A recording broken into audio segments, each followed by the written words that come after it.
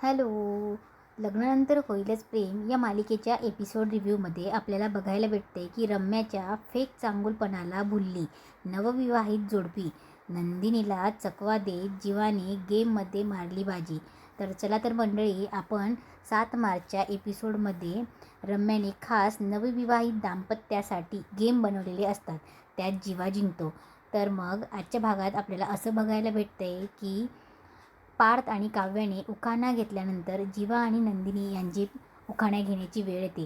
नंदिनी उखाणा घेत म्हणते की देवकीचा काना वाडे यशोदेच्या घरी, देवकीचा काना वाडे यशोदेच्या घरी, बाळकृष्ण करी दुधा लोण्याची गचोरी, बाळकृष्ण करी दुधा लोण्याची गचोरी, लोण्याहून मग माझ्या सासरची माया, लोण्याहून मग माझ्या सासरची माया, लाख मोलाचा माझा भाबडा हा राया, लाख मोलाचा माझा भाबडा हा राया, मन म्हणे हेच घर हाच पती हवा, मन म्हणे हेच घर हाच पती हवा, 7 जन्म साथ द्या हो नंदिनीचे जीवा, 7 जन्म साथ द्या हो नंदिनीचे जीवा.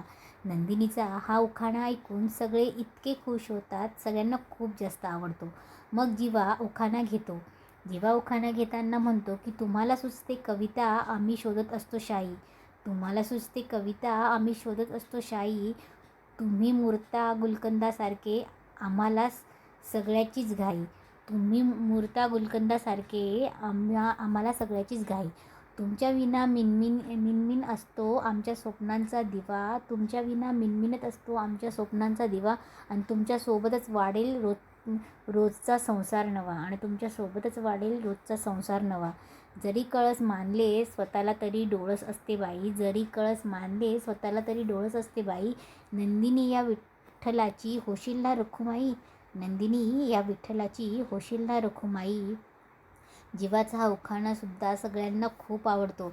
मग चौघेही जण एकमेकांचा हात पकडून गृहप्रवेश करतात.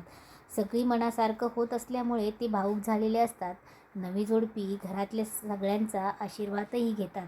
मोहित्यांच्या घरी नंदिनी जरी काव्याची मोठी बहीण असली तरीही देशमुखांच्या घरात काव्या ही मोठी सून असते.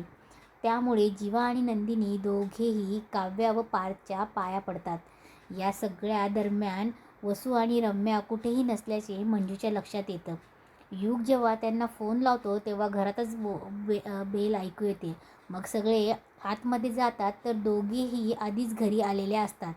त्यांनी खास वेलकम डेकोरेशन केलेलं असतं.